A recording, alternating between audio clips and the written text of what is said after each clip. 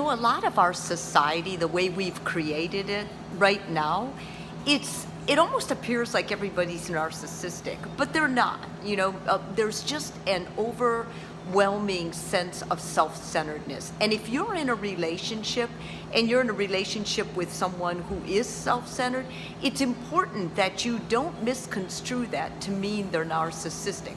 Narcissistic is that's a real mental disorder. And if you're narcissistic, you need to seek professional help. It won't go away without it. But let's say you're like many people right now, struggling in a relationship because of too much self-centeredness. The relationship's ability to survive depends on your ability as a partner to make the right choices in loving this person. And there are a few things that I can advise you that I think will help a lot. Number one, I always advise people to go to therapy. Don't go to therapy as a couple. That many times it turns into a fiasco.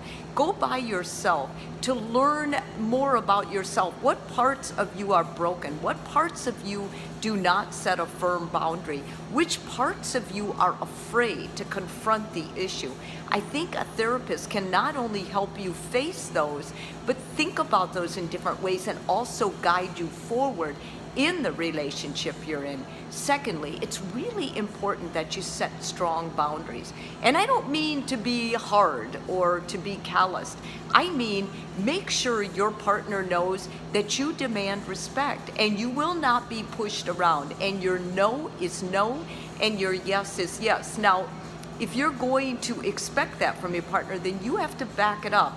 That means sometimes you have to stand alone. Sometimes you have to be brave not to cave in to their demands because they can be really forceful.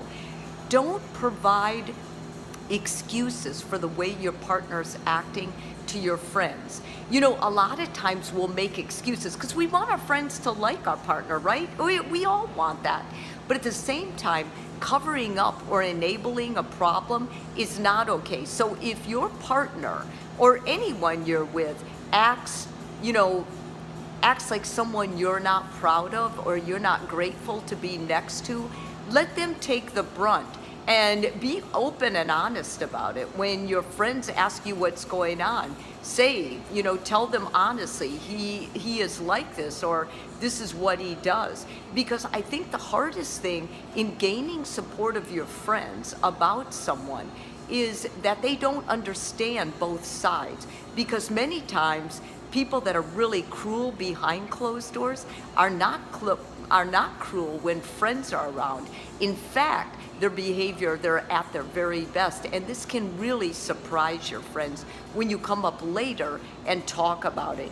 If you feel emotionally abandoned or abused, let your partner know and let other people know. It's really important we don't ever think we have to hide abuse or take it or just, be embarrassed about it or shamed about it.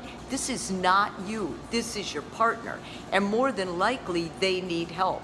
But they're not going to get the help they need if you continue to take it and to deal with it and just say, well, this is just this time of year, or this is just tonight, or this is just because of whatever. There's 1,000 excuses for every person who uses excuses to continue a terrible cycle in their relationship.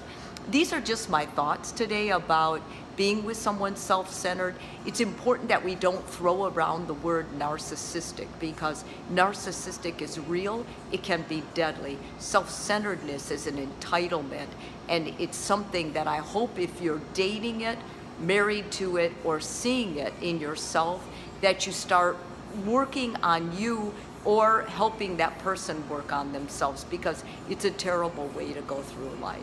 Life is abundant, and good things and bad things happen to everybody. But when you're self-centered and you think everything good is owed to you, no, that ain't gonna fly. So have an awesome day, you guys.